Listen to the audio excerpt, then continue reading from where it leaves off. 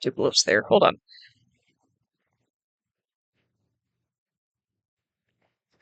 Much better. Hello! Hey, Cool Skeleton 1-on-1 here. How y'all doing?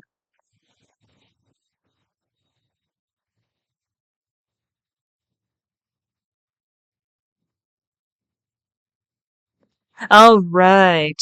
Well, today, we're getting back into Ace Attorney! Woo! And this time, we're starting the second part of the trilogy. Alright. Can't wait to see what we have in store. Well, are you all ready to get into it? Here we go!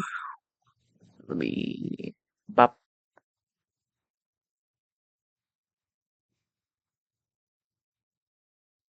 There we go. Looks like the audio was not working. Good thing I checked. Alright. There we go. So now, we do new game, and then select the game we want. I believe it's this one? Yeah. Alright. Episode 1, obviously. And let us begin. Please be aware there will be some awkward voice acting.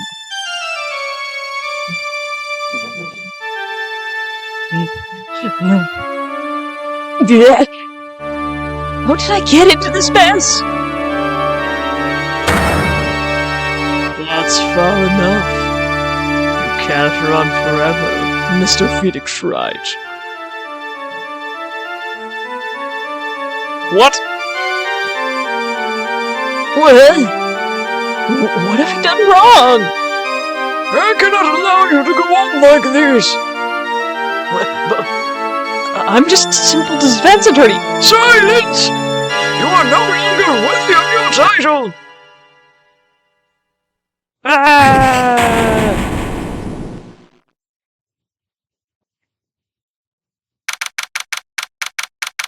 September 8th, 9:08 a.m. District Court, Defendant Lobby, number 1.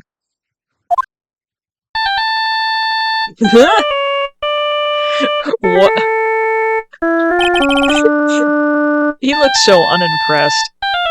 Ugh, what a nightmare. I bet it was this ringtone that caused it.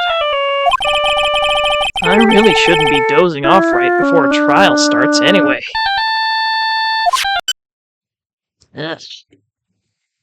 Alright, can you guys hear me okay?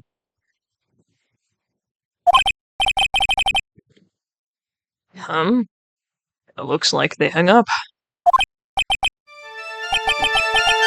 Ah, good. I finally found it. Talk about a close call. I'd hate to... It's nothing personal, Mr. Attorney.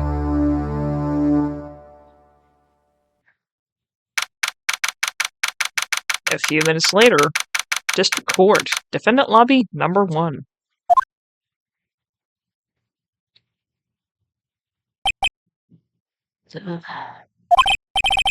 Ow. My head. It's throbbing.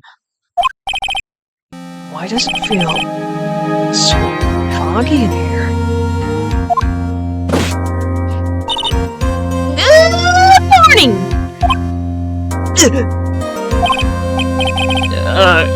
Good morning? Oh, what's wrong with you? You don't look so well. People are at their best first thing in the morning. Where's that fighting spirit? Sorry, but can you please turn the chewiness down? My head sort of hurts. Roger that!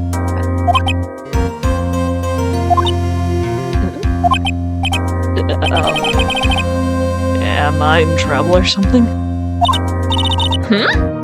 Trouble? Wait, never mind. You're a policewoman, right? I thought maybe I had done something wrong. What are you talking about? I'm the one in trouble. What? I'm placing my life in your hands today, Mr. Phoenix, Wright? Life in my hands? You promised me. You said you would prove that I was not guilty. Not guilty? Just when I thought I lost all hope. When all the other lawyers had laughed me off. Leave it to me, you said. You, the one and only Phoenix Wright, came to save the day. And just like that, I was moved to tears, sir. I'll never forget what you're doing for me. Ever. What is this girl babbling about? Actually, I really love to watch court proceedings, and I always root for you to win. When I'm off duty, I like to come here and... Oh, what's wrong? You've been acting really strange, and you keep staring at me. You're making me kind of nervous, sir. Oh, sorry. I'm afraid to ask, but here goes. So, this might sound bad, but, who are you? What? Mr. Wright? How could you say that? How could you do this to the fragile heart of a girl about to go on trial? You're absolutely horrible! No, I mean, I didn't mean it like that. Is that how a defense attorney treats his clients, sir? I can't believe this! No, it's just, well, I think you have the wrong person. Yes?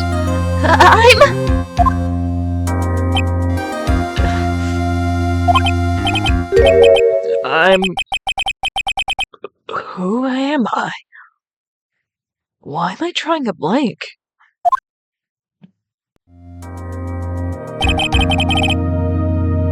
The trial will begin shortly. Will the defendant and her lawyer please proceed to the courtroom immediately? The trial's about to start! I'm counting on you in there, okay?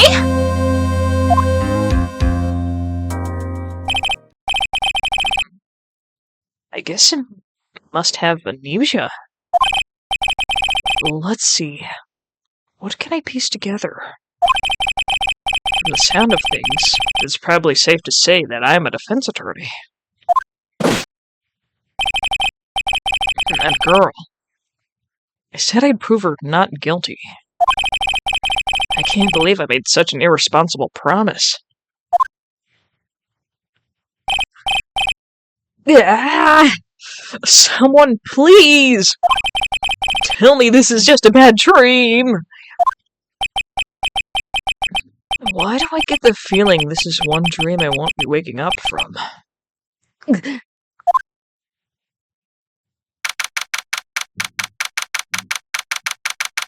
September 8th, 10 a.m.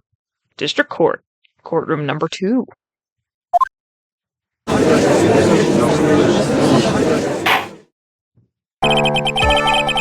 is now in session for the trial of Maggie Bird. The prosecution is ready, Your Honor.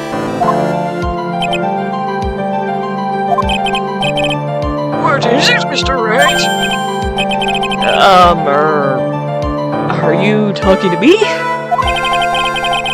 Do you see any other defense attorneys here? I guess not. Now then, are you ready? Readier than I'll ever be, I guess. I guess I should say yes for now. Are you ready, Mr. Wright? Yes, Your Honor. Wait a sec.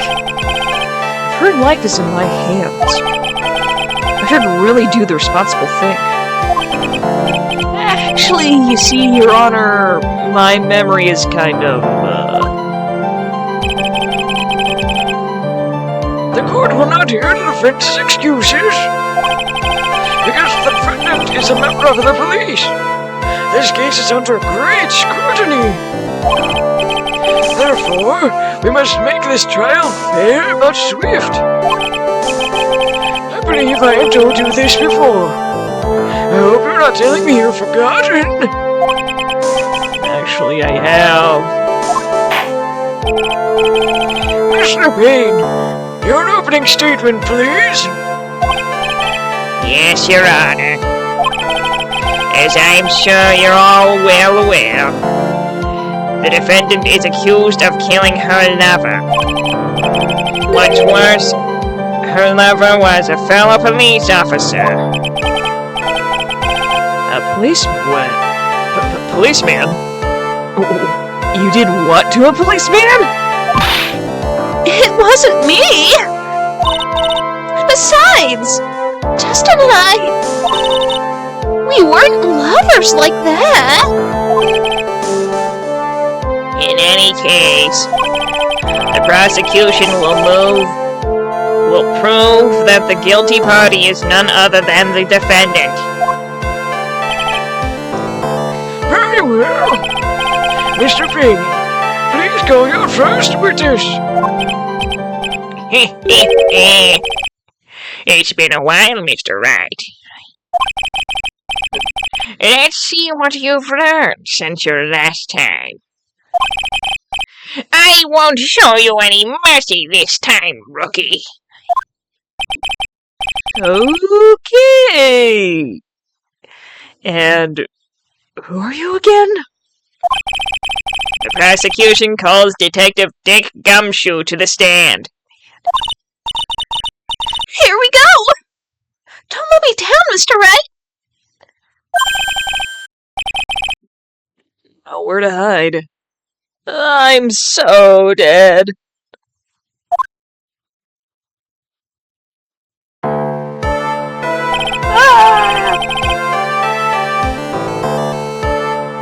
Witness, please state your name and occupation. My name is Dick Gumshoe, sir. I'm the detective in charge of homicides down at the precinct, sir.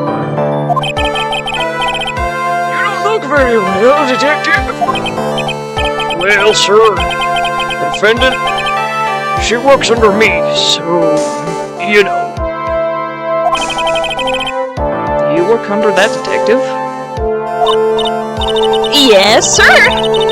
And while I was a trainee, he was always watching after me, sir.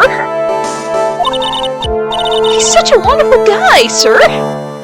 I'll never forget what he's done for me. Okay, calm down. I believe you. Detective Gumshoe, please describe for us the details of the murder. Yes, sir. It happened at the park near headquarters, Expose Park. The victim was one of the local cops, Dustin Fritz. Already getting into the puns.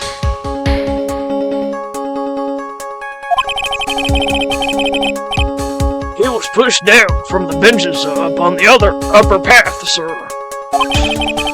The landing beat his body bad and snapped his neck.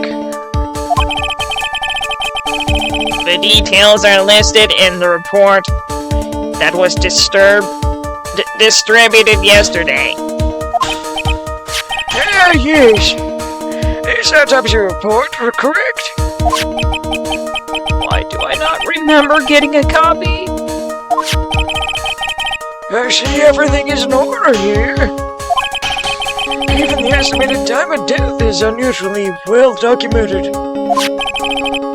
The victim's watch stopped from the impact of the landing, sir. The results of the autopsy confirmed the time of death. If I may, Your Honor, the prosecution would like to submit this photograph. Very well. The court accepts it into evidence. Crime photo 1 added to the court record. Now then, I recall that yesterday's preliminary hearing. A very important piece of evidence was brought to our attention. Yes, Your Honor. Yes, sir. Yes, I guess. Mr. Wright, is your head on right today? There was a very crucial piece of evidence found under the victim's body. There was? Have you lost your mind? Well, actually... it's just nerves. Give me a second. What? Talk like such an amateur. I thought you were a pro, sir. All right, sir.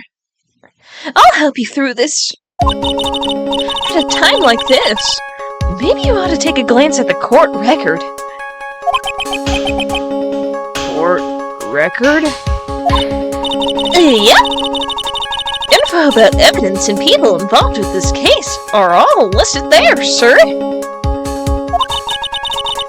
You can look at the court record by pressing this button.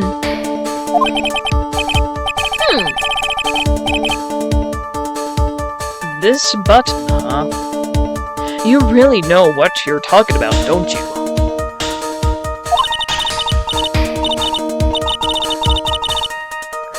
It's too bad I'm a cop, right? Just think, I could totally be a legal aid instead. Mr. Wright, Yes, Your Honor? this court is in session. Save your chit-chat for later. Sorry, Your Honor. Well, I guess I better check the court record and see what I can find.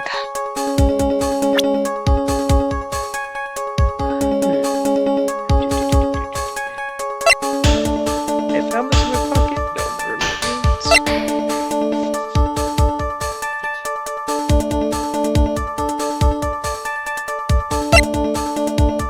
Aha! Glasses.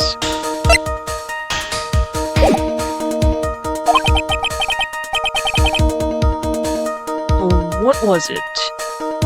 That button again? All right, Mr. Wright. Let's see if your notes are in order. What was the piece of evidence found underneath the victim's body? Glasses? That's simple, Your Honor. A broken pair of glasses. That's right. The victim grabbed his killer's glasses as he was being shoved, sir, and held onto them as he fell. Hey! Why are you giving me the evil eye? Those glasses you're wearing. Yes, this is my spare pair. But these glasses they found at the scene of the crime are not mine. I swear, sir. You're sure about that? Look, it was a coincidence that on that same day I accidentally stepped mine.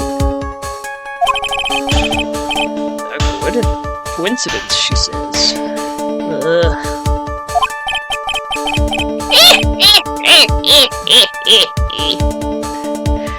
Your Honor, I have further evidence to present. Oh, you have more? And this evidence is very decisive. Very well. Let's hear from our witness about this evidence. Decisive evidence. There's something even more incriminating than glasses under the victim's body, sir. Sir is date. The victim was pushed from the bench area, but he managed to write the culprit's name on the ground where he landed.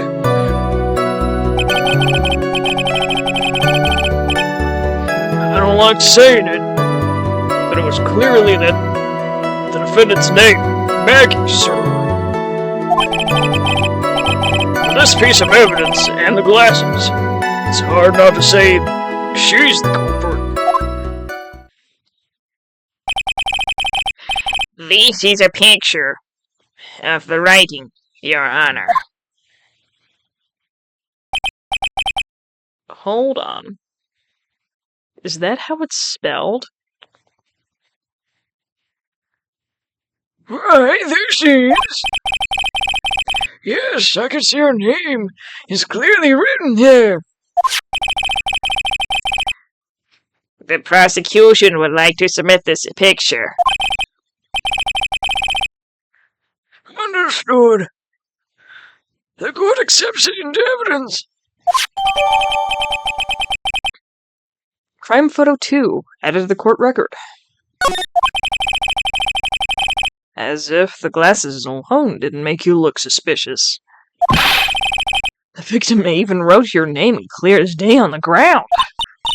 But I already told you! Those glasses aren't mine! And how do you explain his dying message?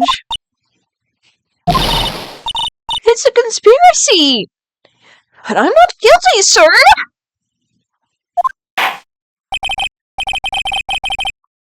Mr. Wright, you may cross-examine the witness. Cross-examine? This is it! I'm counting on you! Sure, but what am I supposed to do? What? This isn't like you at all! Normally, this is the part where you get into the witnesses' faces. Get in their faces and do what? I guess there's no way around it. Okay, I'm going to lend you a hand. The prosecution's witnesses all hide something from the court. Which means they lie from time to time. Lie? But isn't that detective your superior? Well, even if they don't mean to lie, sometimes people just remember things wrong. Like that detective. He does sort of look like a scatterbrain. It doesn't matter. Either way, it's bad for us, sir. That's why, when you question a witness, you have to find and expose their lies. Mr. Wright, your cross-examination, please. Yes, Your Honor. Talk about trial by fire. Here goes nothing. As long as I can expose the lies, we should be alright.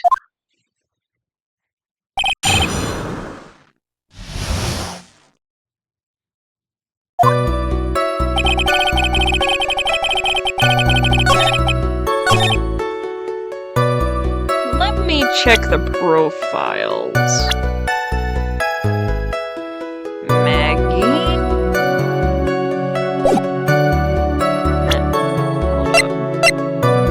Hold on. Yeah, that's not how she spells her name. And if they were lovers, then he would have probably known how to spell it. So I'm going to present, well, after I save. Because we haven't saved in a while. Save.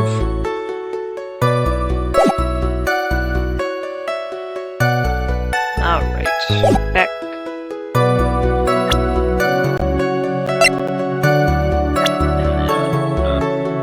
Present.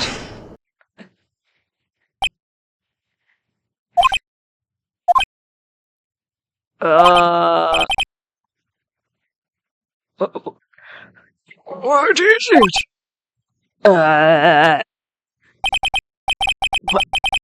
What's come over me? Without thinking, I just blurted out, "Objection!" And I yelled it at the top of my lungs, finger outstretched, ready to make it. Oh man, that is just silly. Ready to take on my opponent. Aggressive pointing! What a rush! Detective Gumshoe.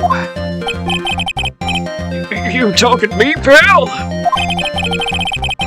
Please state the defendant's name for me.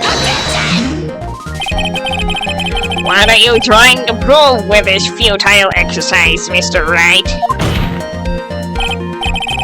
You'll see. This is a very crucial line of questioning.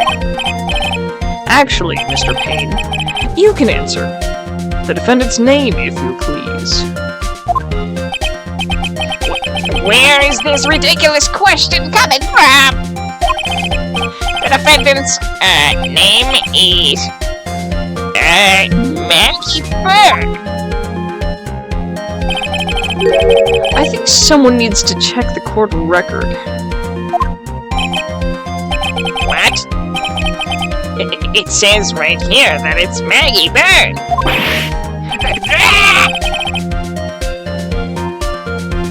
It looks like the bird caught the cat napping. What's going on here? I have no idea either, sir. As you can see, the victim did indeed leave a name, Maggie. However, the defendant's name is actually spelled M-A-G-G-E-Y.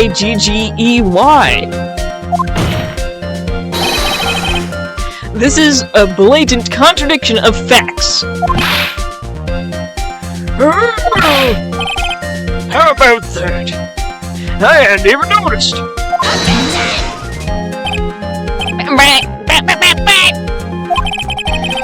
But maybe the victim didn't know how to spell her name correctly. May I remind you that it was you who said the defendant is accused of killing her lover? If they were truly lovers, it would be impossible for him to have not known her name. No! This is very true. Mr. Payne. Yes, Your Honor. Are you absolutely certain that the defendant and the victim, Dustin Prince, were in fact lovers? Yes, I am quite certain, Your Honor. They were a well-known couple in the police force. Detective Gumshoe, please testify before the court the relationship between the victim and the defendant. Yes, sir. Dustin and Maggie. Officer Prince and Officer Bird had been going out for half a year. It sounds like they were even talking about marriage. The day of the incident just happened to be the victim's birthday, sir. Officer Bird had gotten Officer Prince a present. It was something she had bought over 2 months ago. I should know, because she came to me to ask what she should get.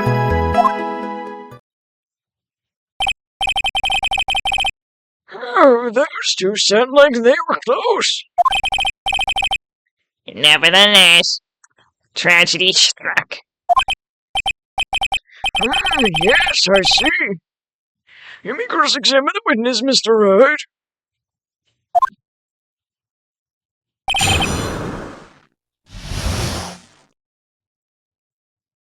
Alright. I suppose we'll just have to press.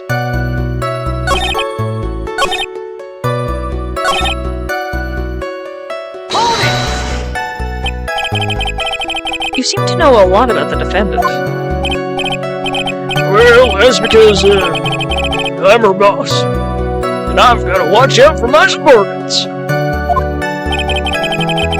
But even once she was going to give us a present, isn't that going a bit too far?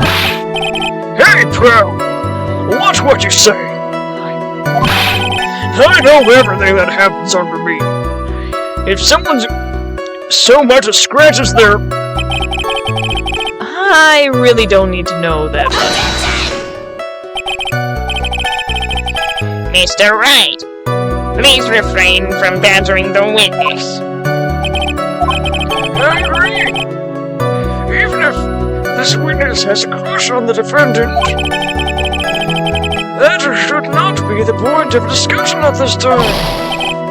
Whoa, wait a second! Why are we talking about this? It's not your fault, pal!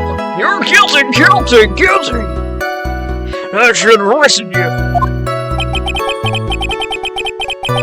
I think the good detective is about done here.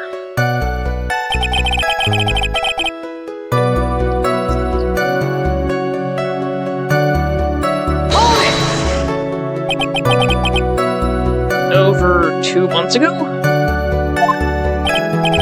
Yep. She's a very considerate woman, pal.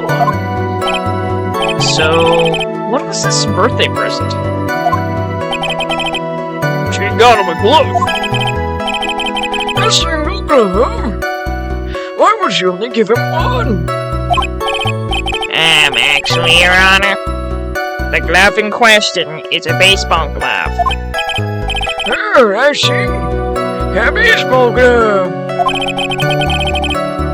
The Officer Prince was a huge baseball fan. A baseball glove. Press further. Just now, I believe you said that the present was something she had bought over 2 months ago.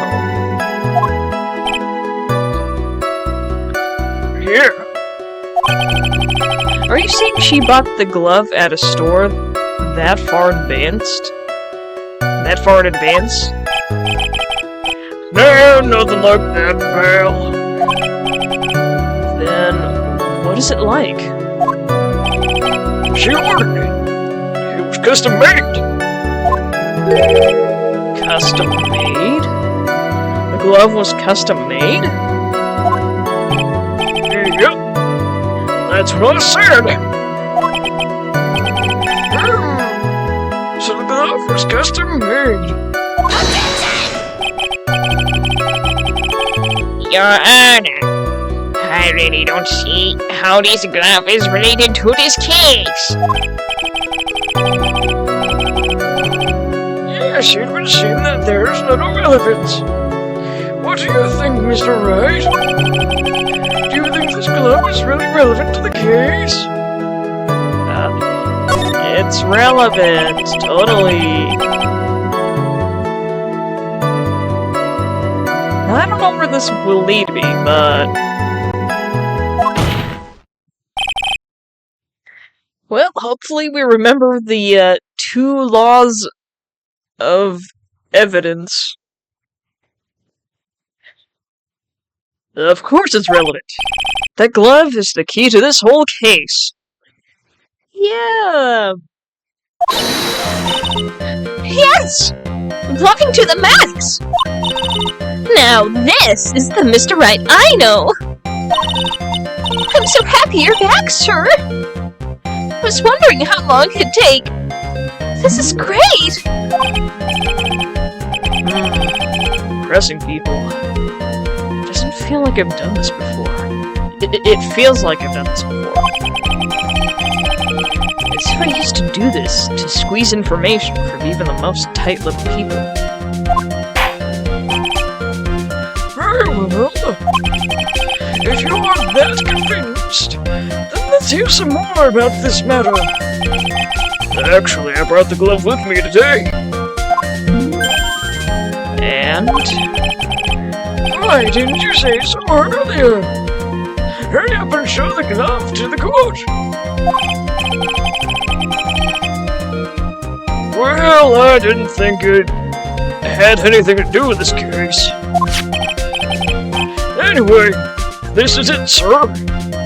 that is a very yellow glove. It's rather yellow, isn't it? Baseball glove added to the court record. Gloves are prints. Really like the color yellow.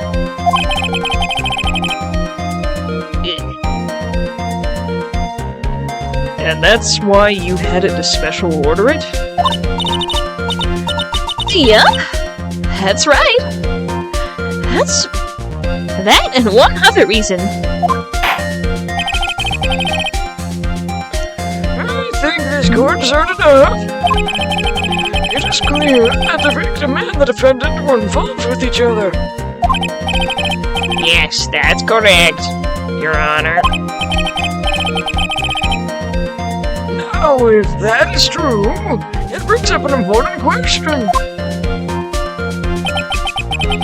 Was the name Maggie really written by the victim? I see your point, Your Honor. Detective Gumshoe, please tell the court a little more about the name on the ground. Yes, sir. Writing on the ground. We first looked into the handwriting. Unfortunately, we couldn't confirm that it was the victim's handwriting. Next, we checked the victim's pointer finger. We found that there was sand trapped on the victim's fingernail. There were also scratches on his skin that were caused by him writing on the ground.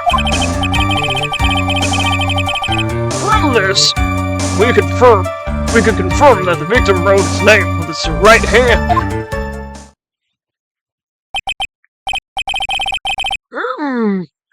Yes, it's a perfectly logical conclusion. Now then, Mr. Wright, you may cross-examine the witness. Thank you, Your Honor. Whew.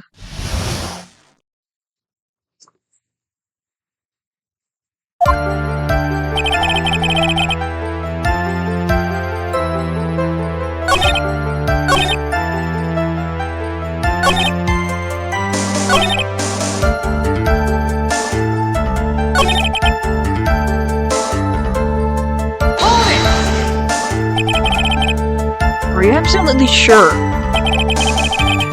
I believe in the power of science. I wonder if my evidence is solid enough to counter with. Listening to this, you would think there was only one conclusion. That the name was definitely written by the victim. But don't you think that would be really strange, sir? If Dustin really wrote that message with his right hand,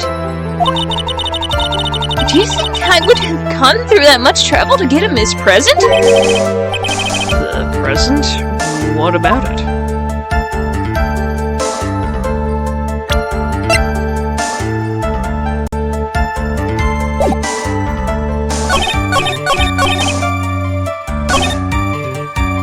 I'm gonna save again.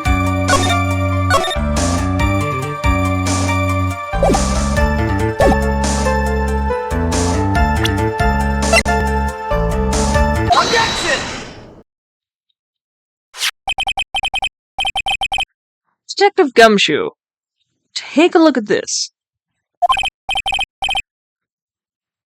What's that? That's the glove, right?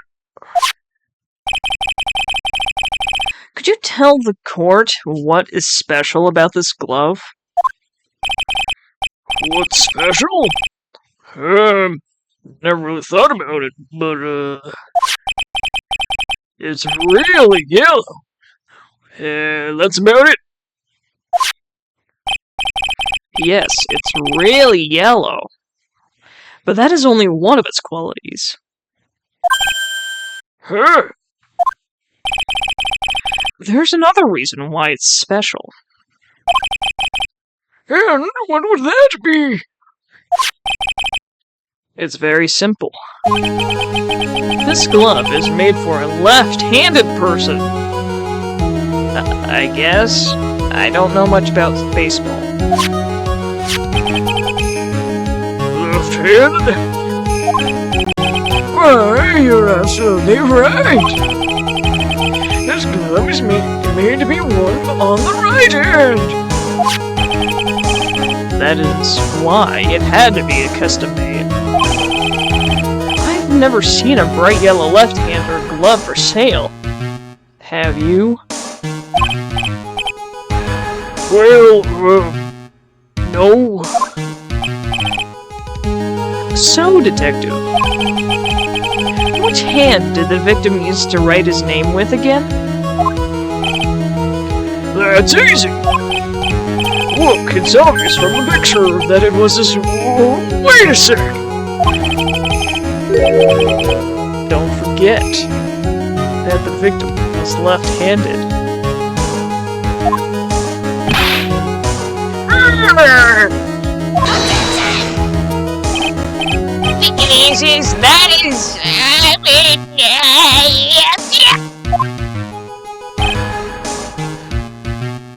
Overruled!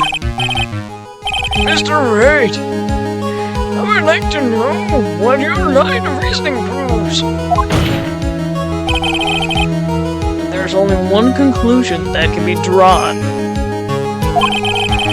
A left-handed person could not have written a message with his right hand. Therefore, the person who wrote the name Maggie could not have been the victim.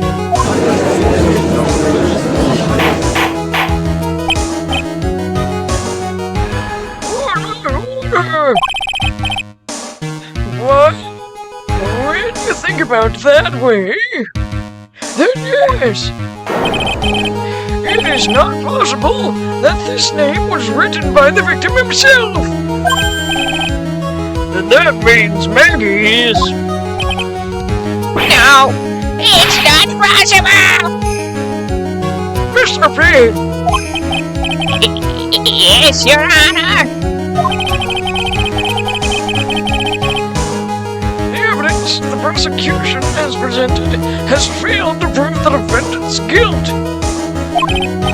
In fact, I believe you have proven her to be innocent.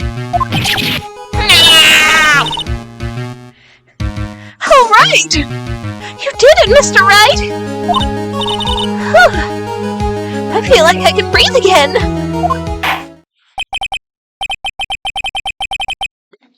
It seems that we have reached the conclusion. You did a fine job once again, Mr. Wright. Me, Your Honor? Well, thank you, sir. See? You got a compliment by the judge again. You're really good. And that's why you can't give up being a lawyer, sir. Are you joking? I'm more than ready to retire. I will now announce my verdict. This court finds the defendant Maggie Burke. Oh, not yet. I mean, please give me a few more minutes, Your Honor. What's the meaning of this, Mr. Payne? prosecution is not finished yet. What do you mean? We would like to call our next witness to the stand. What?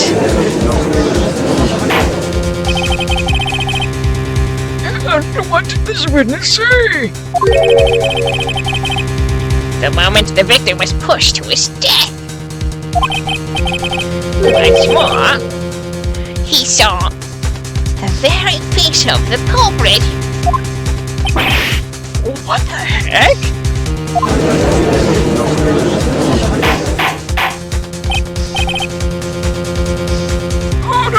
Order in the court! I believe a recess is in order. Afterward, we will hear from this new witness. I had a feeling that it was a bit too easy. I need more information. I'll have to see what I can find out during this recess. I can't let my guard down. It's only going to get tougher from here. Court is adjourned for recess.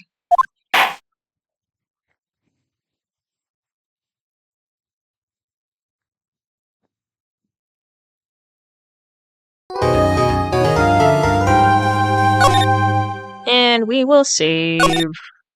Bop.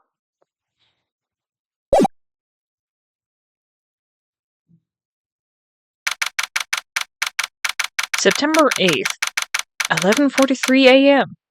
District Court, Defendant Lobby Number 1. Amnesia? I can't believe my lawyer is trying to defend me in such a state.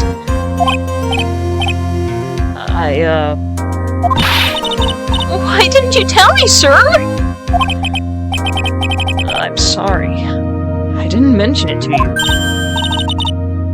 Oh, I know what to do. I heard you can fix something like this with a really strong shock to your system. Come on, bow your head in it, little. A Maggie kick should be all you need. No. I think I'll pass on this one. Come on. I'm sorry. Whenever I see someone in trouble, I have a hard time leaving them alone. I tend to stick my nose where it doesn't belong and try to tackle everyone's problems. Well, my hands one problem you won't be tackling today. Well, we're here to solve your problem first. We can deal with mine later. For now, do you think you can fill me in on a few things? Of course! I'd be honored to. Well, I guess we'll start with my name, and then I can tell you about me. No. That's okay. Really. I think I know you and your name pretty well by now. I was wondering if you could help me figure out a few things about myself. So, my name is Phoenix Wright? That's a weird name.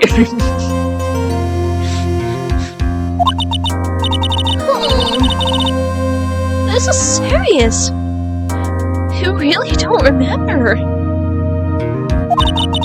I'll tell you what, sir. You can have this back. And maybe it'll help you. This?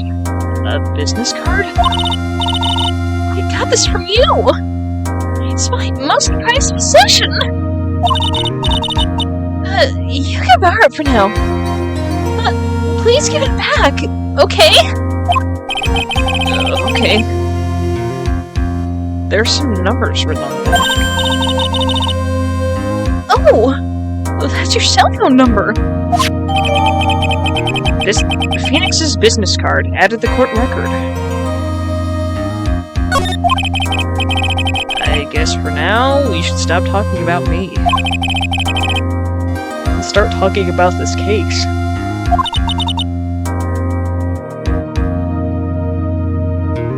This case? Yep. Can you think of anything that would be more helpful for me to know? What can I tell you?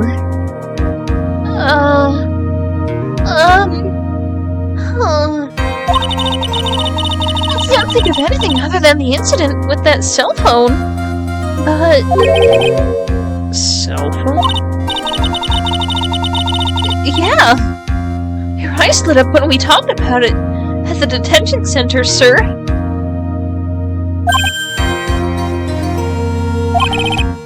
Hurry up and tell me. This might be very important. Okay, Roger.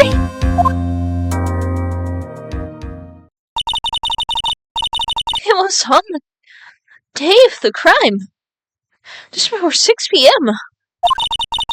I picked up a lost cell phone while on a walk with Dustin.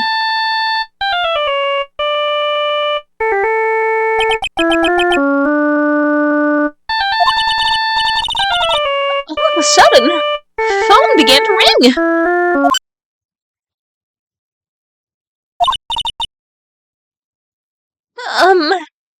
Hello? Oh, thank you! I've just been searching for my phone. Is this yours? Oh, I'm glad you called. We can meet up and I can give this back. I'll be right there. I'm sorry, I didn't catch your name. You can call me Maggie.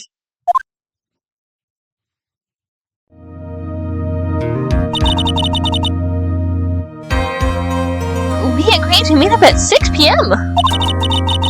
Dustin and I waited for the person to show up, but they never did.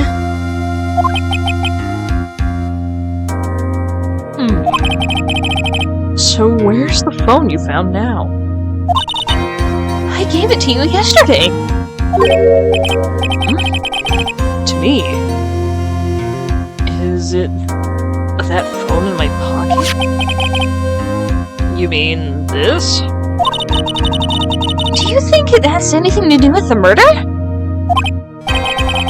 I don't really know. But if my eyes lit up...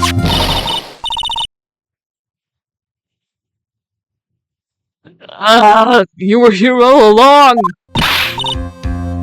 You're so mean! I called you 1,000,000 times, but you wouldn't pick up! And when I went to check in the corner room, everyone had already left!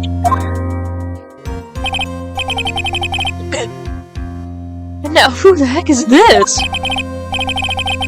Let me guess. I'm supposed to know this girl too. Hey! Good morning, Maggie!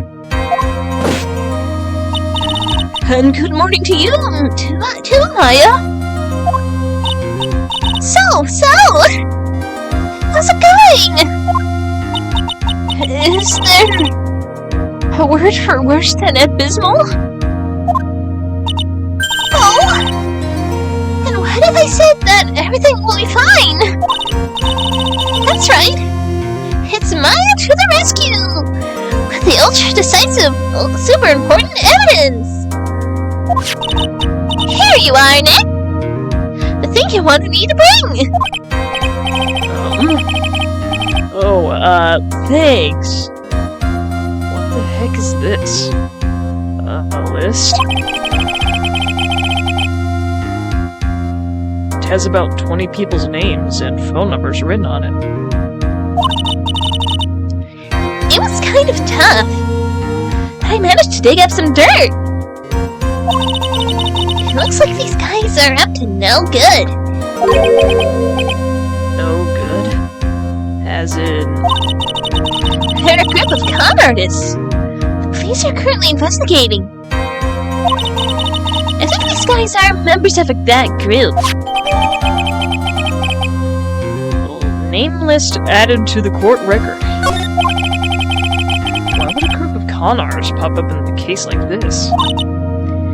Don't look at me! And where did you get this list from in the first place? What? You don't remember yet? You're the one who asked me to look this up yesterday!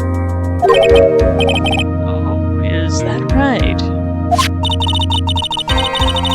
These numbers were the memory of that phone Maggie found! So that's where they were from. You're awfully forgetful these days, Nick! I hope I never get to be a forgetful old prune like you! Maya? Actually, Mr. Wright is, Mr. Wright, recess is now over. Please bring the defendant and return to your courtroom. Return to the courtroom immediately. Oh, oops! Guess you have to get going. We can talk about you getting old later, Nick. Wish us luck.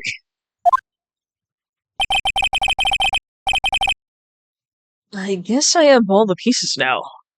More or less. All that's left is to put it all together. I'm not going to lose this. I can't. Come on, Nick! Better get a move on! Yeah.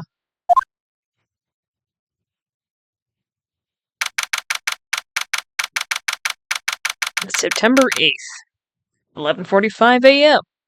District Court. To courtroom number 2. I will now reconvene. Please call your next witness to the stands, Mr. Payne. Yes, Your Honor. But before I do, if I may say a few words, What is it, Mr. Payne? it's about next witness.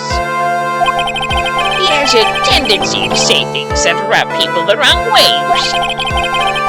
So I asked the court might be a little, lenient on. There's no need to give a briefing. Just hurry up and call a witness, please. Yes, Your Honor. The prosecution calls its next witness a drifter who was taking a walk in the park on the day of the murder.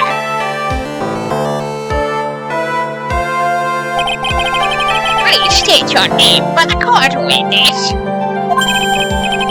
Before I do, I'd like to clarify a little something. Oh, all right, go ahead. Just now, you introduced my wonderful self to the court, correct? Perhaps as a drifter who was taking a walk. Did I? But I will not stand for that. Now you've tinted the court's eyes and colored me wrongly. Sure, I suppose you will be self-centered thing to me all the light up audio.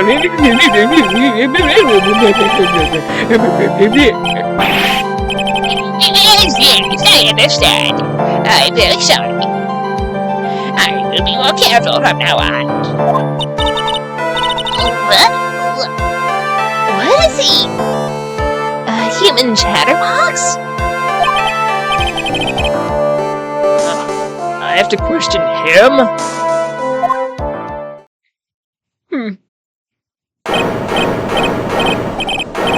Fashion, cars, women, glasses, and, of course, university.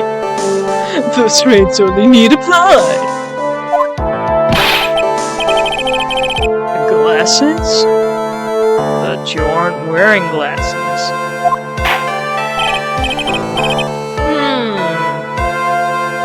That's enough. Your name, witness.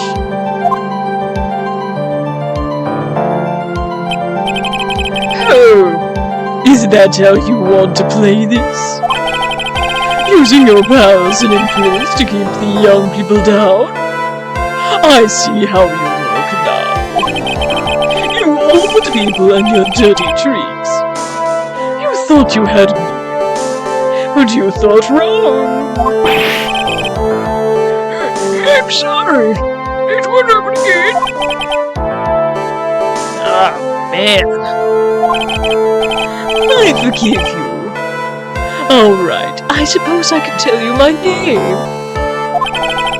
I'm Richard Wellington, the drifting virtuoso, with a PhD in drifting, as it were. If you wanted to, you could call me a university student in transit. Here, Mr. Wellington. On the day of the murder, you were talking...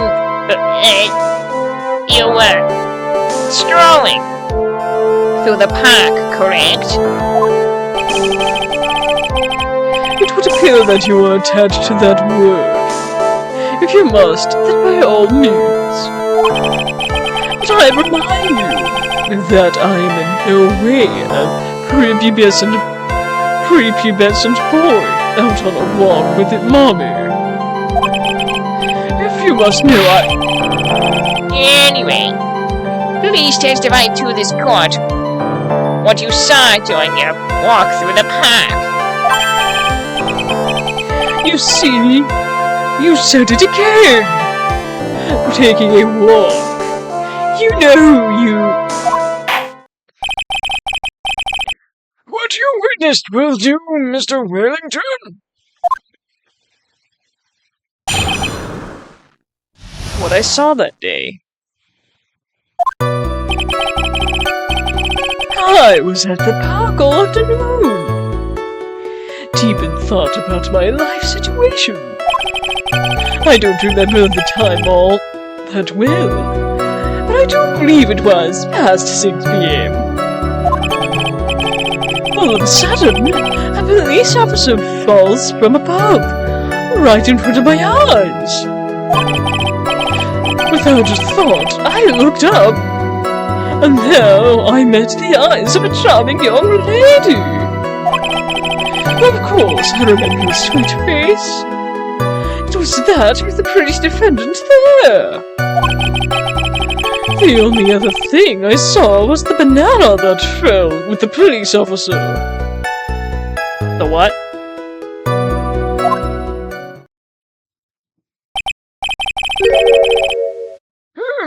That was certainly a decisive testimony.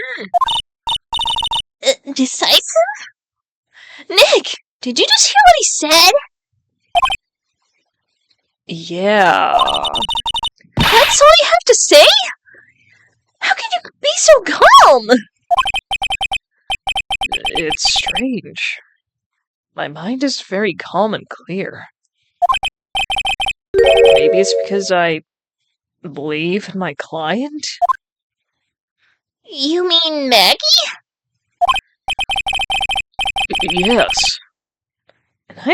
And if she really is innocent, then that can only mean one thing. That guy is lying. You may now question the witness, Mr. Wright. I'll find out the truth, no matter how well you craft your lies.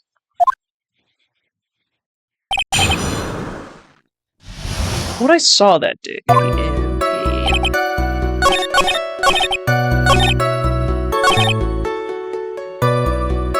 the banana?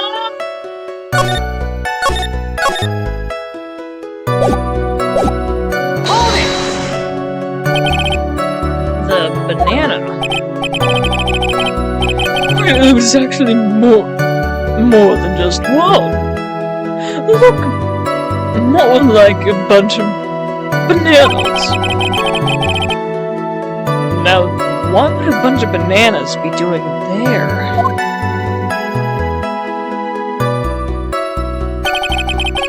And why would I know such a thing? I'm only telling you what I saw.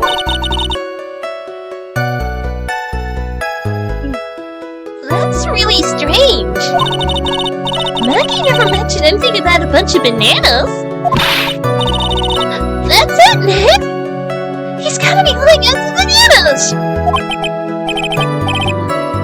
He could be, but there's no reason for him to lie about there being a bunch of bananas at the crime scene. And what if it's not a lie?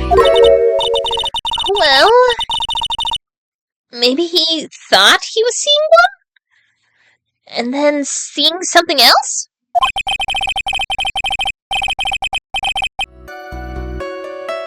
If he mistook something else for a bunch of bananas, then that would be an inaccuracy. Blah, blah, blah. Think, Phoenix, think!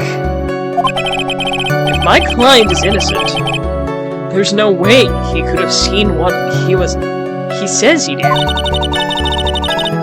Which means, if we can somehow show he's lying.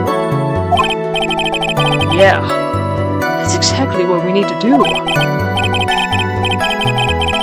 She's right. She's got a sharp mind.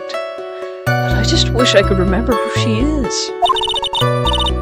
Is everything okay, Nick? Alright, so go back over here. Present.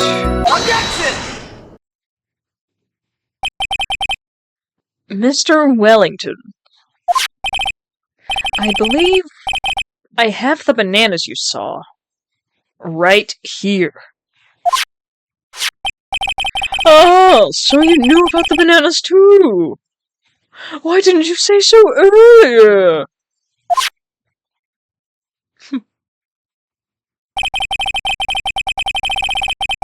But don't you think you can use this as a way to pull more information out of me? And that's where you'd be wrong. Mr. Wright! What is the meaning of this? Isn't that the baseball glove?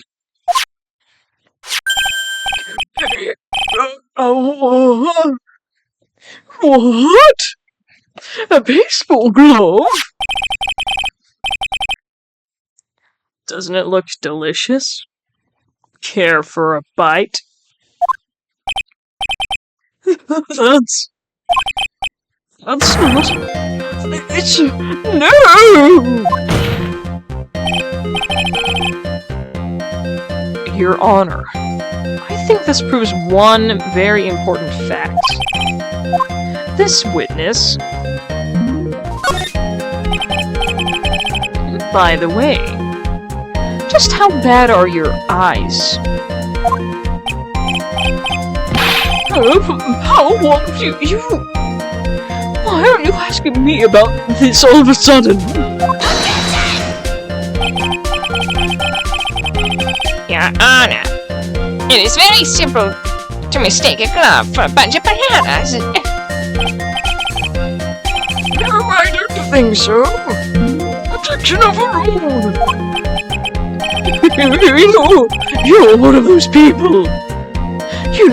Yes, you know what I mean. You're one of those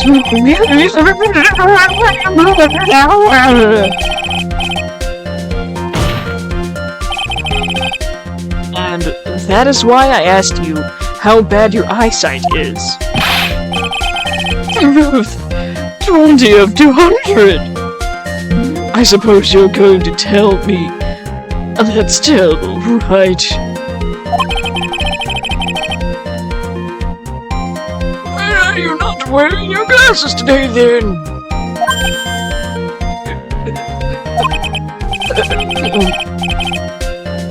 That's because I lost them recently, you see. Of course, I was planning to get a new pair made right away. But you know, my glasses are no ordinary glasses. So, to replace them, How about when you witnessed the crime? Were you wearing your glasses then?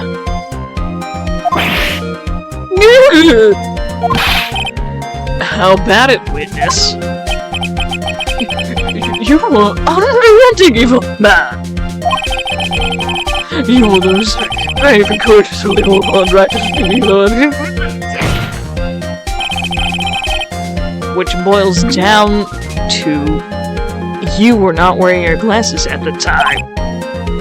Therefore, the identity of the woman at the scene of the crime and that of the defendant cannot be proven to be the same by this witness.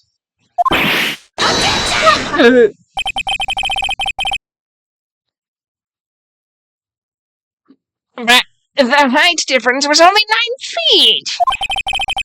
It was very possible for him to see the face of the culprit standing on the upper path. Witness, please be more accurate in your testimony. Remember, a person's life is at stake. Yes, Your Honor.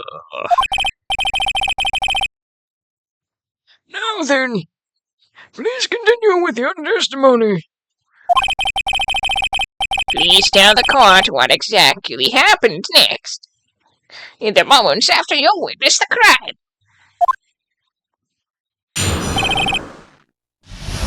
What happened next? The girl on the upper path ran away as soon as she realized I was there. After that, I immediately called the police station to report the crime. It must have been 6:45 p.m. when I made the call. They must have a lot of free time on their hands, since they showed up within 10 minutes.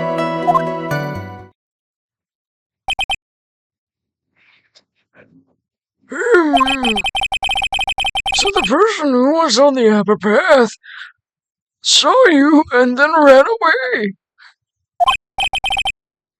Yes, that is correct. Which is why even someone without a superior brain like mine can understand that. That girl is the murderer! You may question the witness now, Mr. Wright.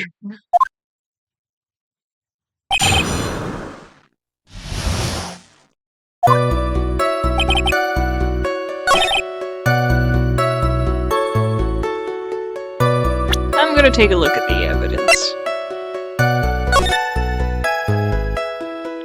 It's about 6 something. No wait, that's 8.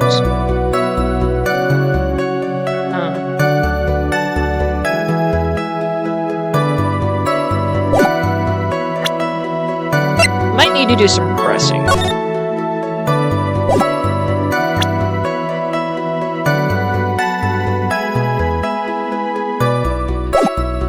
So, how did you call the police if you didn't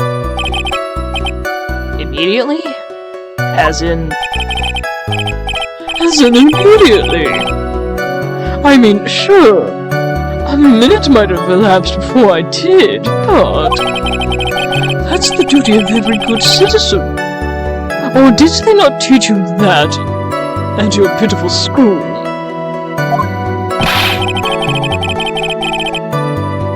You think people learn about how to call the police in college?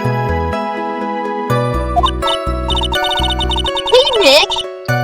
I think we should take a look at the court record for a sec.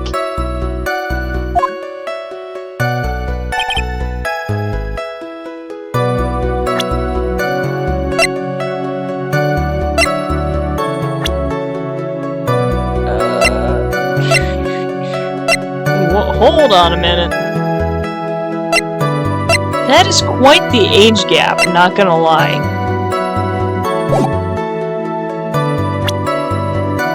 Almost 8 years? I mean, sure, it's kinda normal, but...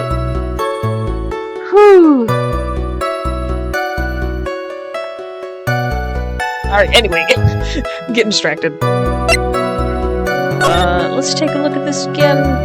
So there's a phone booth right next to it.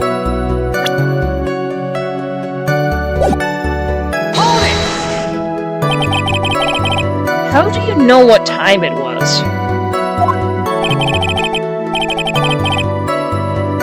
That detective told me. You know which one I mean. The one with the jacket that makes him look like a dropout from a no-name high school. Hey, pal! I graduated from a pretty good, top-ranked college! I don't believe this. It doesn't matter.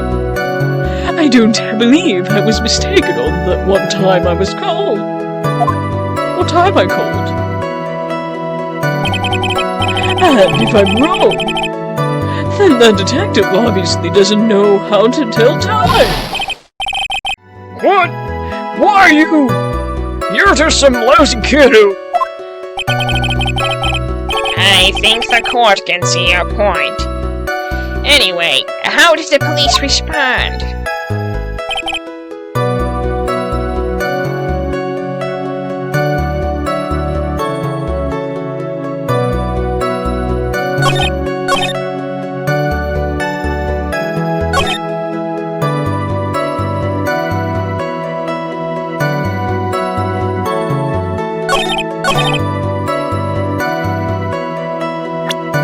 I'm gonna save, and then I'm gonna present the photo on this one here.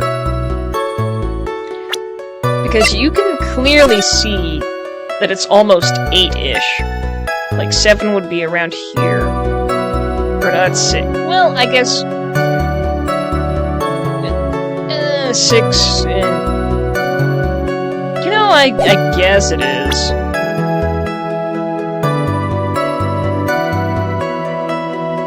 Yeah, alright, he gets a pass.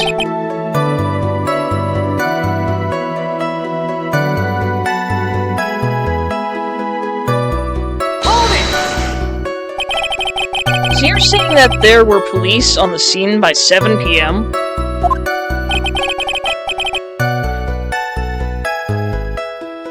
They got there before that, I think. There usually aren't many people in that area at the time of day. But suddenly, before I knew it, there were people crawling all over gawking. It certainly says something about the morals of people in this country. I can't find anything out of the ordinary in his testimony. Yeah, okay.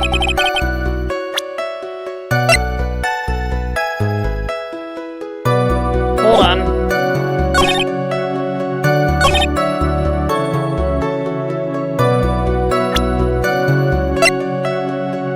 Yeah, I'm presenting this. Objection! Because he took like almost 15 minutes to make a call. Mr. Wellington, would you please take a look at this? You mean the victim's autopsy report?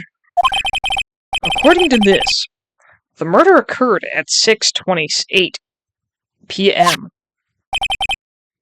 So what of it? You said that you called the police immediately after the murder took place. However, by the time you had called the police, it was already 6:45 p.m. There is clearly a 15-minute gap here. Do you deny it? Yeah! I think this court would like to hear what you were doing during this 15-minute gap.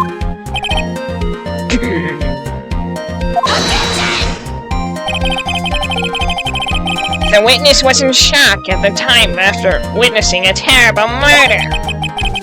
It's only to be expected that he would be a little dazed.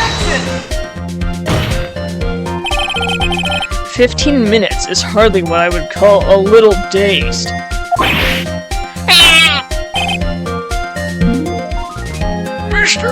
question. Yes. Please explain yourself. What were you doing during those 15 minutes? Answer the question. Telephone, I mean, Spit it out! I was searching for a phone booth. A phone booth? You mean you don't have a cell phone? You and your questions. As if you're trying to open all the lawyers of a Matryoshka doll. You must think you're really something special. Witness. I lost my cell phone. There, are you happy? You lost it? Unbelievable! You lose your glasses and your cell phone. You must be very scatterbrained when it comes to your belongings. What are you saying? That first-rate people are never allowed to lose their things? Haven't you ever heard of my rationale? I think it's quite like you are. Enough! Oh man, oh man. Wait. Hold on a second. He lost his cell phone? Nick! That cell phone! Could it be? You mean this phone Maggie found? There's no way. Boy, I didn't see this one coming. What should I do now?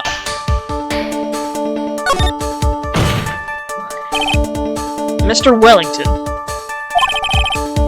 where's your cell phone right now?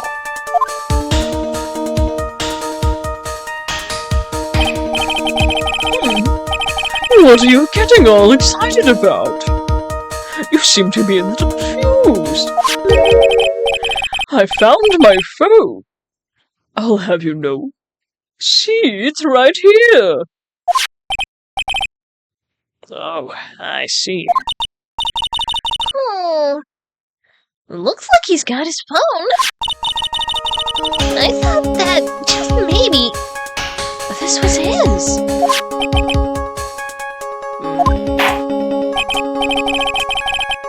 Well, then, I think we've cleared up this issue. At the time of the murder, the witness did not have his cell phone because he had lost it. Therefore, the delay in his call was caused by a search for a phone booth. Well, that's the gist of it. I guess you could put it as that. Put it that way and leave it at that. Do you have any further questions, Mr. Wright? There is something. Your Honor, the witness' testimony does not make any sense. I don't believe that there was ever a need for a witness to search for a phone. How dare you! You can't just make outrageous claims like that. You do have some sort of proof, don't you? Well, yeah, of course. This evidence should be good enough, I think. Alright, let's have this proof then. Please present the proof that the witness had no need to search for a public phone booth. It was right next to them. It's quite simple, actually. Please take a look at this. Phone booths, technology that is now extinct. There's this. And the crime scene photo. Is there a problem with it? Oh, there's nothing wrong with the picture. But if you don't understand my logic after looking at it, something is wrong with you. No! It's a phone booth! That is correct. All the defendant had to do was walk 3 steps.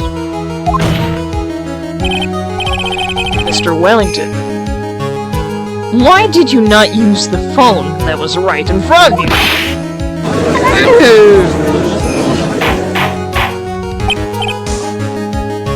Order!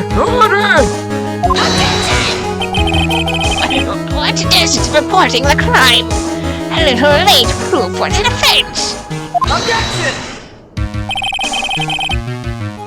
The witness can't explain what he was doing for those 15 minutes. That is reason enough to throw suspicion on his testimony. Yes, this is very true. What do you have to say for yourself, witness? Then I bet this phone really is his, Nick. He must have killed Dustin to get his phone back. But Maggie said that she was going to return it to him. So there was no reason for him to kill for it. And on top of that, you still have the phone she found anyway.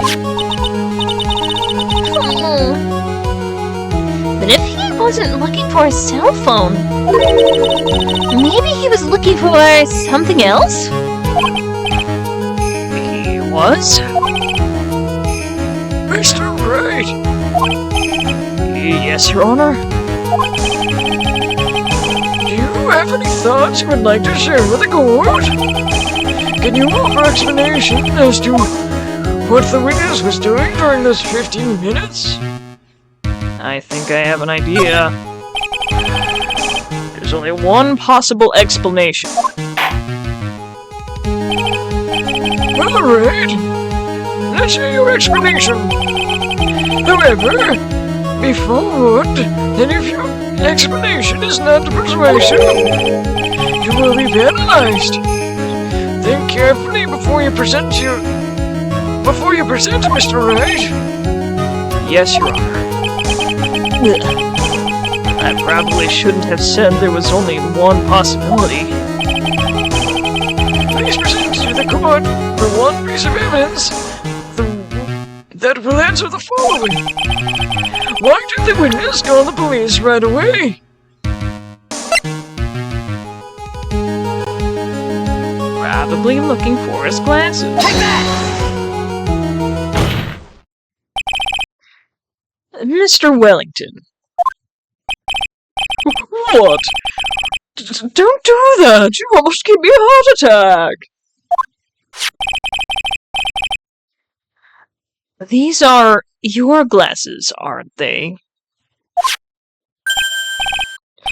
Oh, where did you find... I believe the court all heard what you just confessed to. That these glasses are in fact yours. I'll tell you where they were found, Mr. Wellington. These glasses were found under the victim's body. Under the victim's body?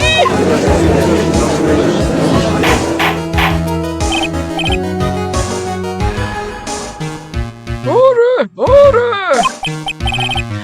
Now, wait a second. Hold on. I didn't confess to or confront anything.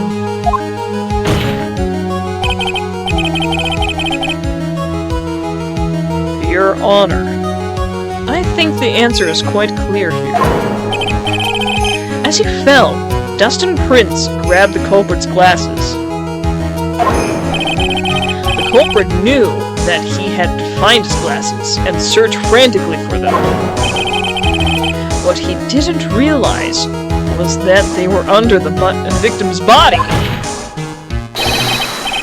And that is why it took him 15 minutes to make the call.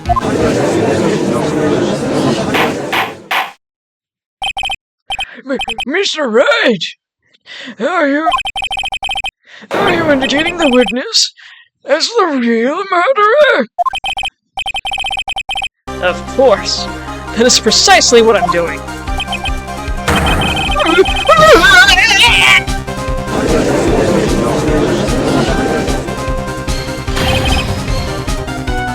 I know I'm right.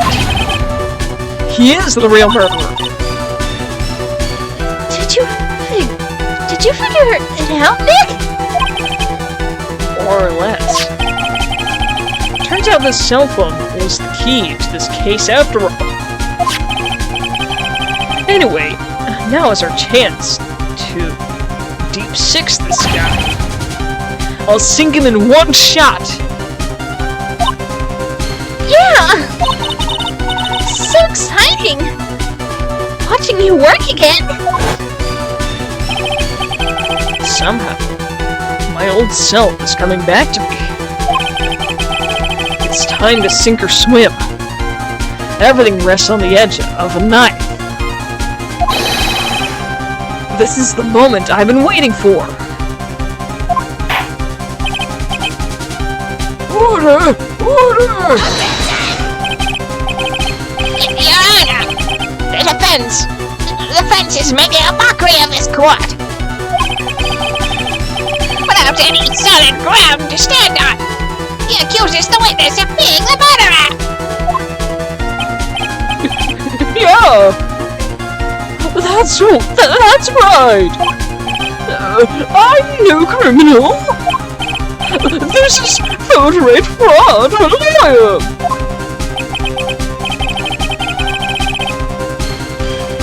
In that case, why don't we look at it from a different perspective? Let's hear your explanation as to why you're not the murderer. Why? That's easy. For example, there's the name of the victim wrote. What about that? Oh, you mean the name Maggie? Yeah, even an idiot like you can read that, right? But we already know that this was not written by the victim herself. After all, the defendant's name was Maggie, and the victim was left-handed. In other words, in order to make the defendant look guilty, the real criminal used the victim's right hand to write her name on the ground. What? Wouldn't that mean that the real criminal was someone the defendant knew? Otherwise, how else would that person know her name was Maggie? M-A-G-G-E-Y. That is a good point. The witness didn't even know of Miss Bird before this trial. I forgot. Was there any way this creep would have known Maggie's name beforehand? There was a way. It would be best if I could prove that the witness had a chance to learn. The defendant's name was Maggie. No! For the defense, please present this case. How could the witness have known the defendant's name?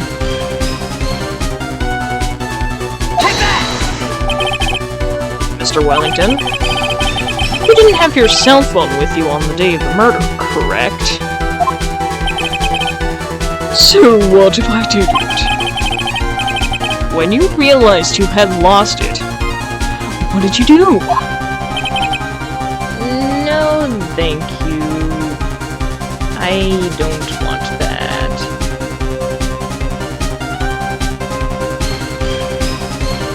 Alright, hold on just a sec.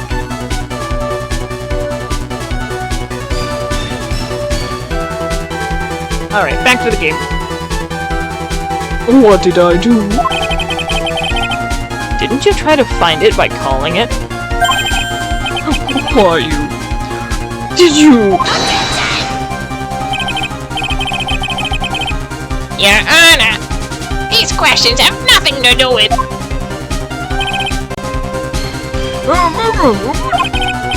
Mr. Wright, where are you going with this line of questioning? Do you think there's some relation between the witness's cell phone and the murder? I do, Your Honor. On the day of the murder, Maggie Bird picked up a lost phone in the park. And... she also received a phone call from the owner of the phone.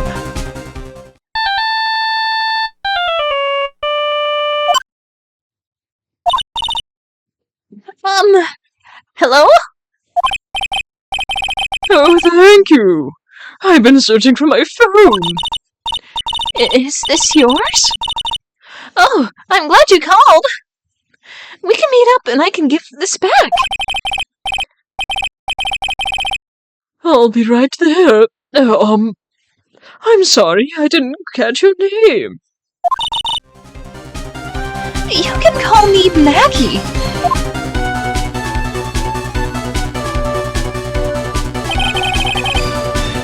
That was when you learned that her name was Maggie.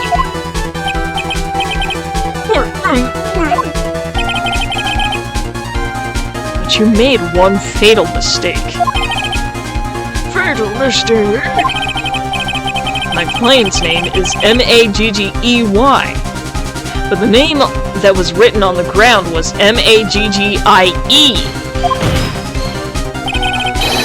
This is a mistake that could only occur if you knew was how her name was sounded.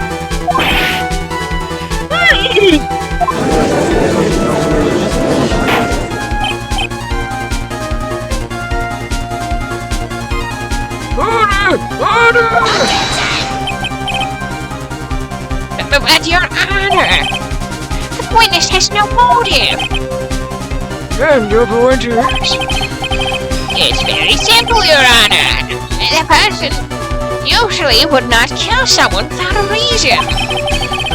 Mr. Wellington had no reason to kill anyone. That is absolutely correct. I don't have a motive. Mr. Wright? Your Honor.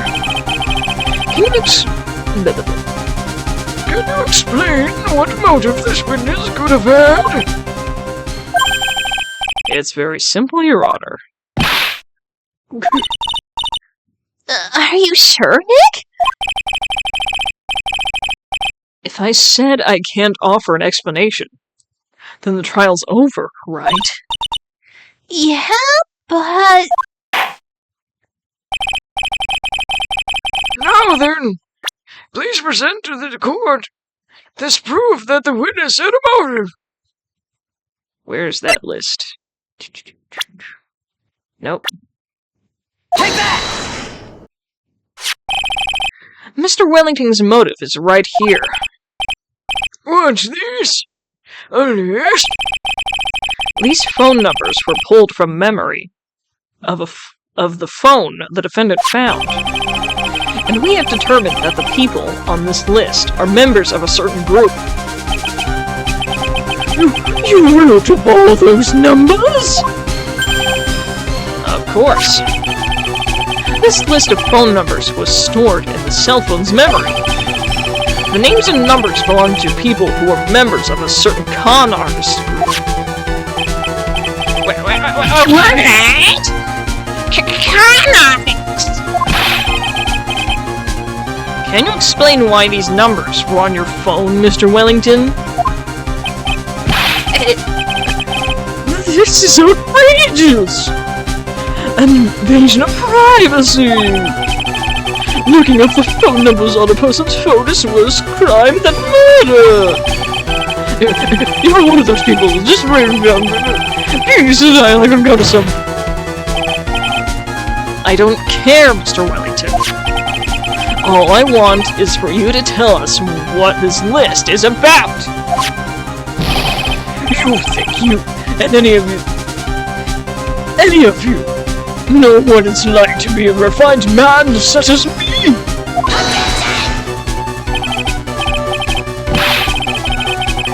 Your Honor! This is unjustified perjuring of the witness!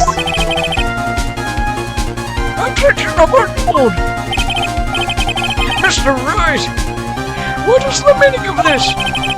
Why would the witness have numbers of a group of co-owners on his phone? Isn't that obvious? The witness is...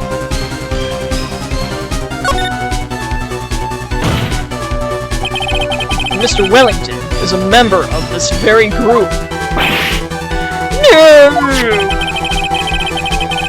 All of your friends' phone numbers are stored right here on this phone. If anyone were to look into these phone numbers, it would be all over for you. That is why you had to kill. No! This is too much!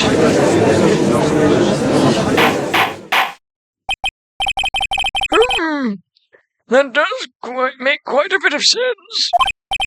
Well, Mr. Wellington, would you care to explain?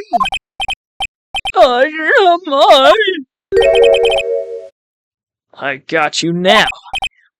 That police officer... Your Honor! What is it, Mr. Payne? Your Honor! This is unjustified perjuring of my witness! You said the exact same thing only a few seconds ago. Please! Please, let's think about the content of that phone call.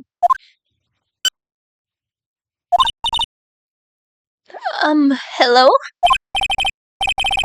Oh, thank you. I've been searching for my phone.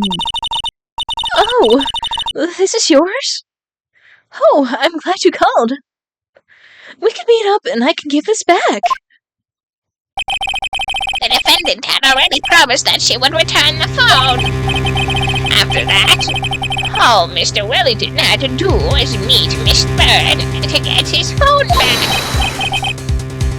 Why then would he need to kill anyone? That is a valid point. What does the Wright think about this? If you think about it logically, then it makes sense. Then maybe we should be thinking outside the box. Yeah. If we think like that, then let's see. Maybe that slime ball saw something at the crime scene that made him commit murder. Your thoughts, Mr. Wright? Well, I don't think Mr. Wellington went to pick up his phone in a very friendly manner. But he was promised his phone. So why would he have been unfriendly to the defendant? I think he must have seen something that didn't agree with him when he got there. Well then, Mr. Wright, what was this something that he didn't agree with?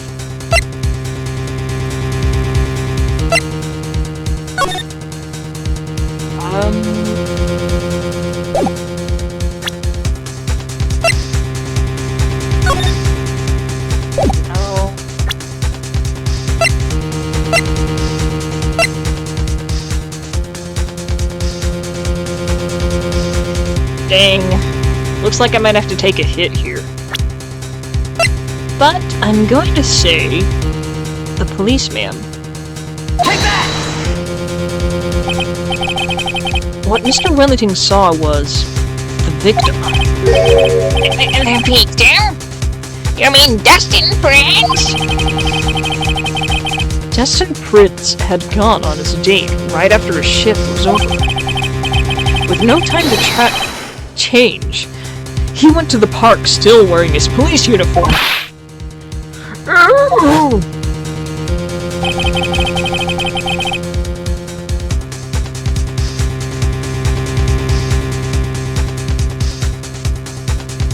that girl that picked up my phone is still with the policeman. He couldn't have known they were going out, so he began to worry. He was afraid the policeman would ask a few questions before returning the phone. If I do anything suspicious, he might run a check on my phone. In his mind, it was possible that they had already run a check on his phone. And he went into a panic? Is what you're saying? Exactly. Officer Prince was murdered simply because he was in his uniform.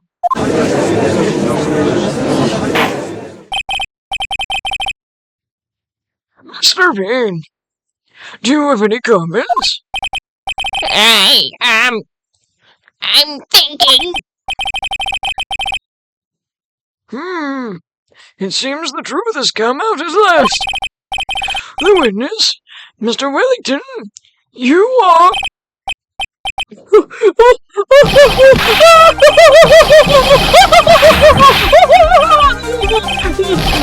Impressive! Not bad for a person with a third-rate education. What's that supposed to mean? Evidence! Evidence! What's with this guy? What I'm waving around and talking about is that suspicious cell phone. Suspicious phone number. The suspicious con group that. They're all on that phone. Who's to say that phone is really mine? Where's your proof? Your evidence? You want proof that this phone is yours?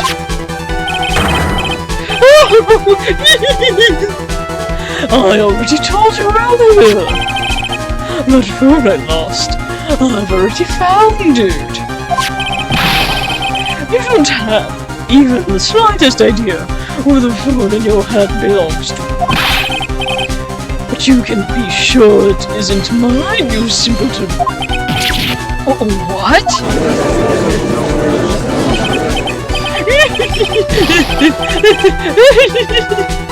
It feels good to see you scored.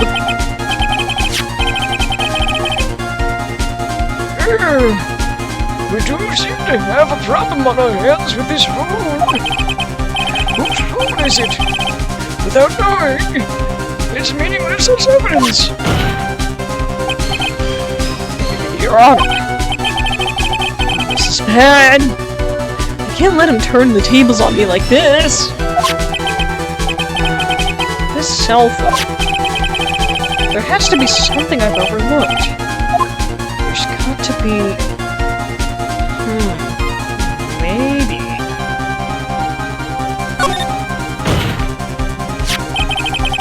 This phone has the names and numbers of those in the con group in its testimony, in its memory. I can show them to you, Your Honor.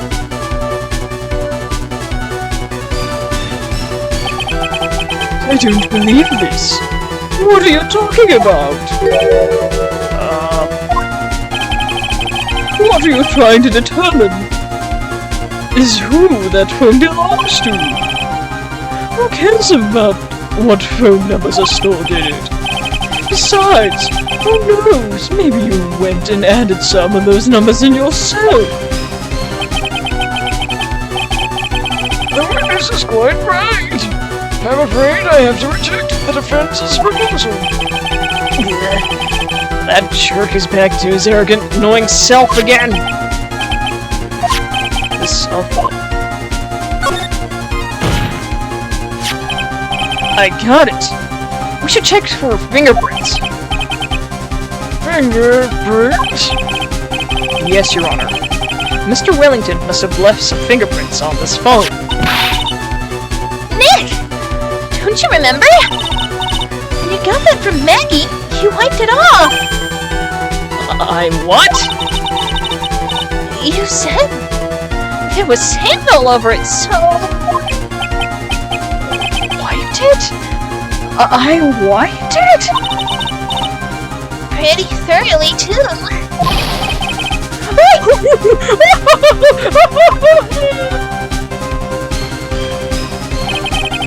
Oh, it's so much fun wanting to third-rate trash babble like morons amongst themselves. He's made a complete recovery. How many times do I have to say this? My phone is right here, you see. Oh, and incidentally, you can't check the number stored on this phone. It must have glitched because all the numbers just magically disappeared. You've got to be joking. He erased all the numbers I was going to use as evidence. Mr. Wellington. What's these? By the tone of your voice, it sounds like you still have some fight left in you. Where did you finally find your cell phone?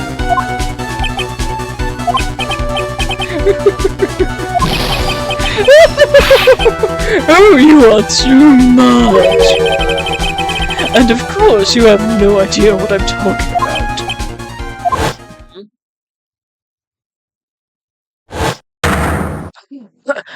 Oh my Now I remember!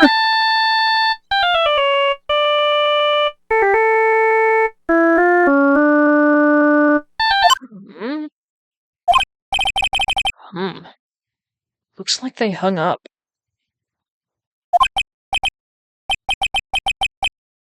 Oh, good. I finally found it. Weren't there, like, any bay leaves around? So that's when...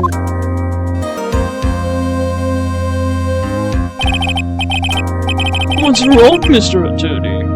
Why the hot glare in your eyes? Nick! We've worked so hard to get this far, but if you don't do something quick, he's going to get off scot-free! I know this phone has to be used. But how am I supposed to prove something like that? Mr. Wright, if you cannot prove who the owner of that cell phone is, your indictment has no basis, and therefore no power. It looks like you came up with penny short. Where did I go wrong?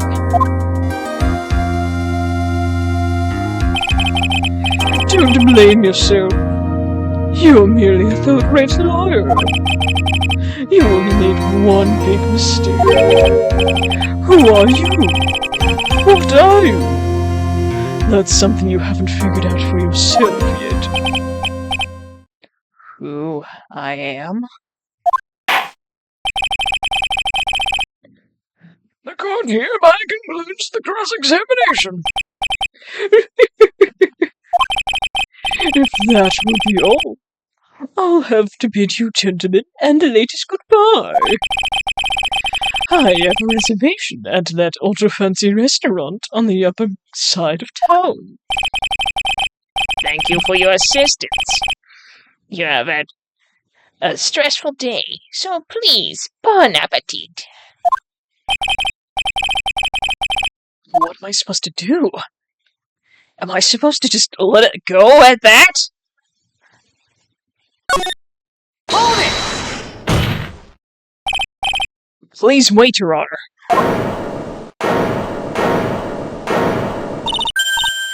All right, Nick! I think I may be able to prove it. Prove it? Prove what, Mr. Wright? Everything. Your Honor, the cross-examination has already ended. Besides, the defense is just going to badger the witness with more inane questions. You will not harass the witness. Is that clear, Mr. Wright? Did you hear that? No harassment allowed, Mr. Attorney. Please, Your Honor. Very well. But this is your last chance, Mr. Wright. You may present one piece of evidence to the court. I only get one shot at this. If you cannot prove anything, it's over for your client. And for you. Do you fully understand? Yes, Your Honor. I'm sure you are well aware, Your Honor, that the cross-examination period has ended. Were you paying attention, Mr. Payne? I said that Mr. Wright to present only one more piece of evidence. Ow. Now then, Mr. Wright, this is your last chance. It all comes down to this. It's go time. Please present the one piece of evidence that will explain everything. Both of our phones look pretty similar. Hold on. What if? Take that! Why, thank you. How nice. Here, please have one of mine. What? The judge has his own cards? Judge's business card added to the court record. Oh my gosh. Wait, what am I doing? This isn't the time to be exchanging business cards. Your Honor, there's something very important about that card, and that's the back of the card. This card is important because of what's on the back. Huh? You wrote your cell phone number in the back. But that's exactly it. Can you please call this phone number from your cell phone?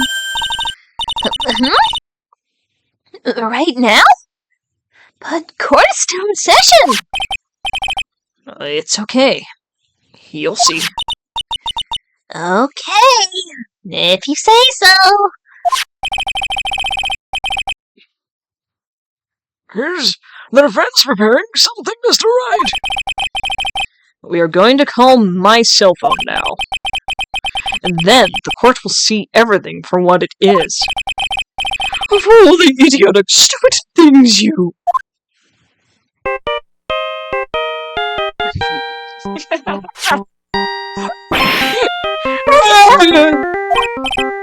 What? Why is my phone? And what is this stupid sounding ringtone?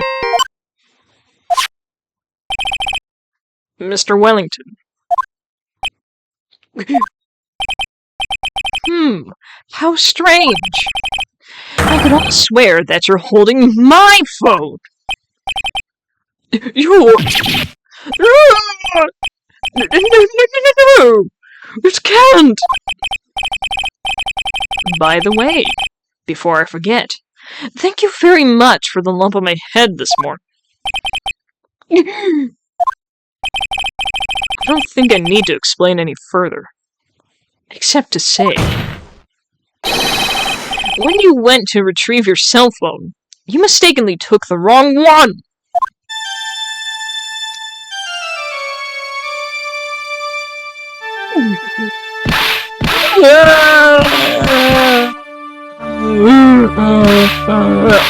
Oh no.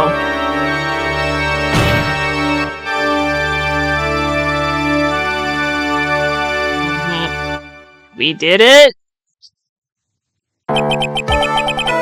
So, that is what happened. You were knocked out by Mr. Wellington. Washington. He is a man who lives on his pride and self-image alone. And in order to hide his involvement with the con artist group, he has become paranoid and has lost all ability to make rational judgments. Then, Mr. Wright, the phone you're holding. Is Mr. Wellington's naturally. Speaking of that man, how is he, Mr. Payne? He was arrested and has been taken away, Your Honor. Very well. Now then, this court finds the defendant, Maggie Bird, Not guilty! Yay!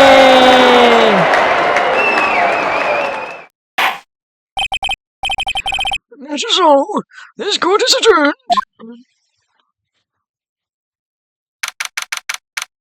September 8th, 2:16 p.m. District Court, Defendant Lobby Number 1. I knew that the real you would shine through eventually. I'm so moved by what you've done for me, sir. Thank you so much, Mr. Wright. I feel really bad for Justin. He didn't do anything to deserve this. It's probably just because of me.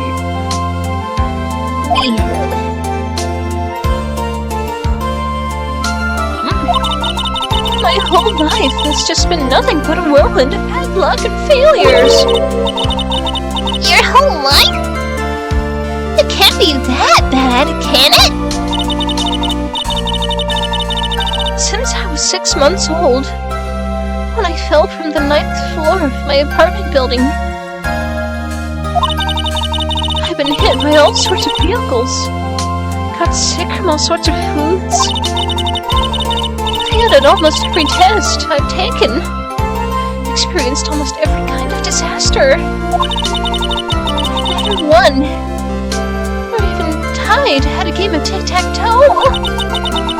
My life has already been stirring. It's already been nothing but a string of disasters. That is, pretty bad.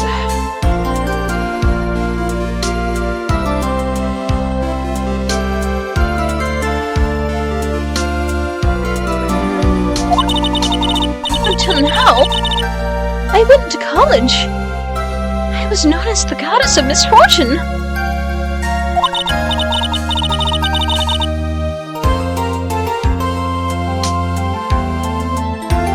And then, at the academy, everyone called me Lady Luckiness, or Lady Luckless. Lady Luckless?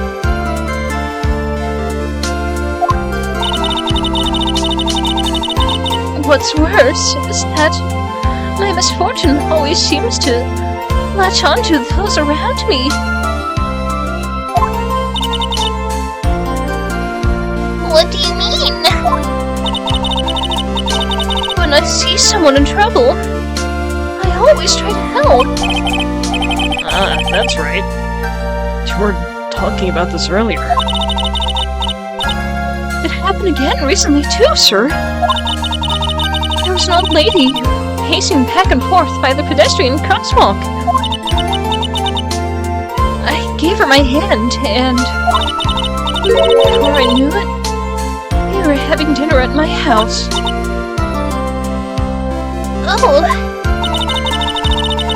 I'm sure that Dustin's gone because of me. That's not true!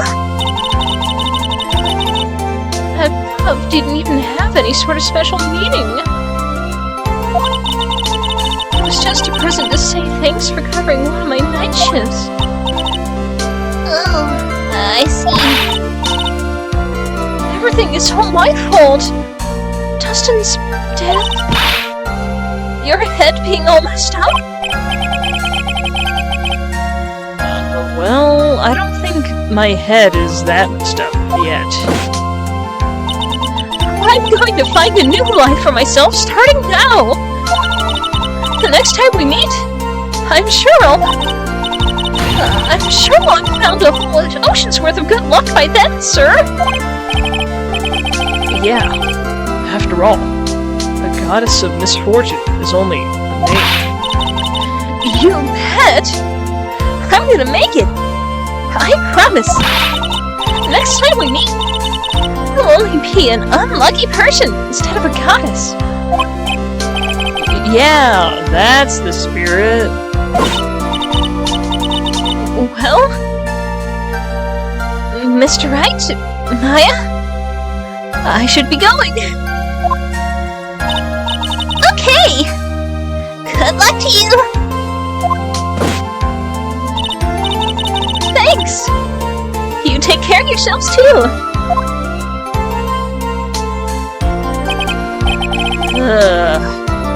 What a horrible day. I've got my memory back.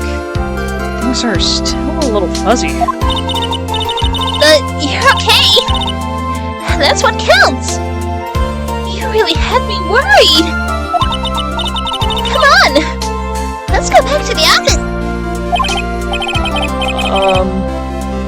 I'm afraid to ask. But here goes. So this might sound bad, but, who are you? What? I thought you said you got your memory back! At that moment, everything really did come back to me.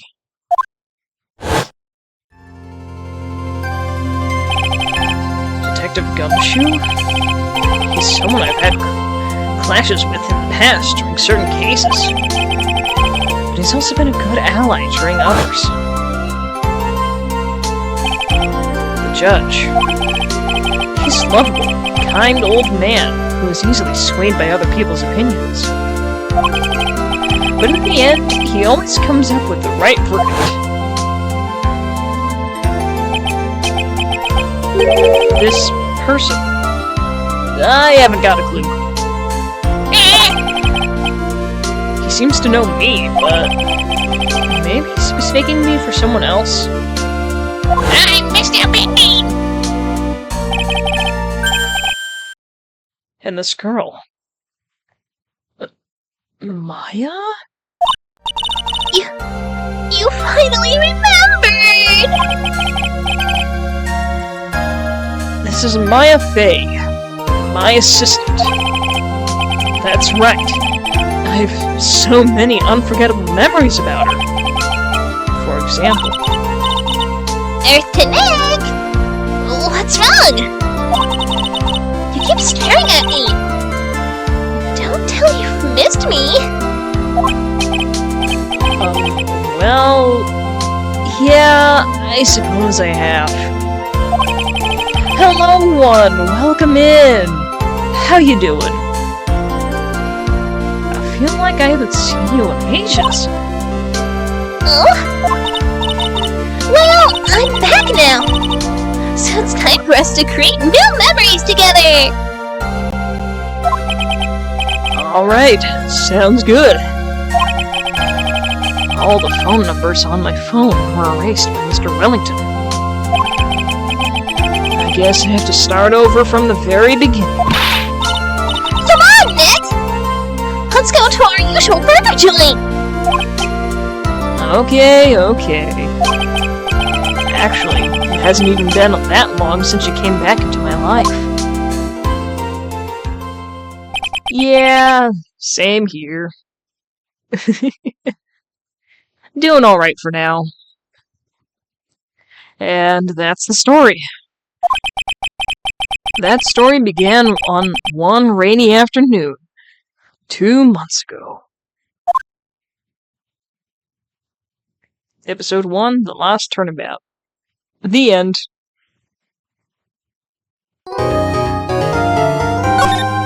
Yes, definitely save.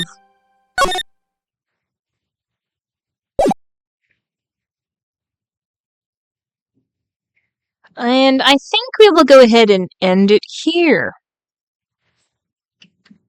Okay, well, first we gotta... That was no accident. I was drugged with sleeping pills. I was murdered by that person.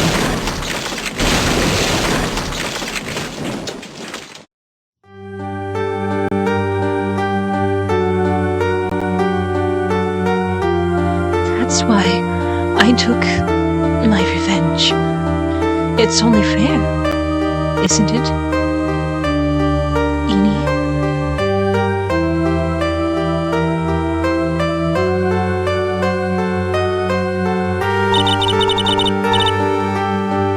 I finally get to see you again, and... No.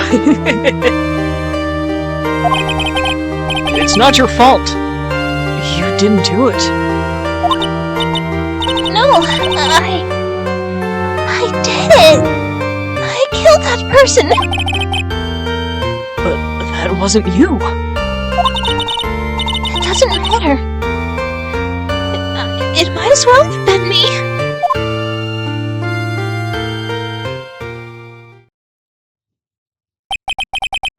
I can't believe something like this happened. The events of that gloomy, rainy afternoon that started this whole mess keep playing through my mind.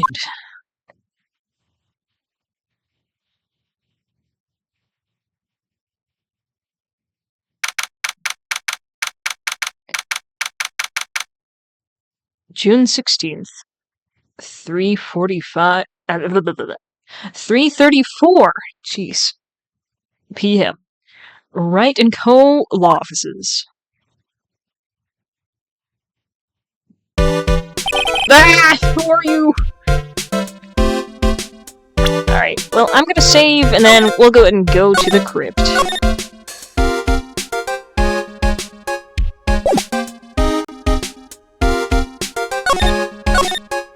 Alright, and here we go.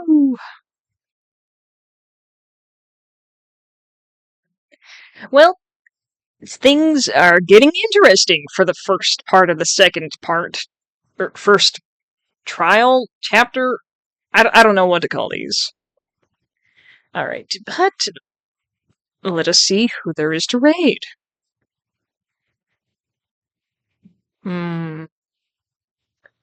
Doesn't look like there's anybody right now. Alright.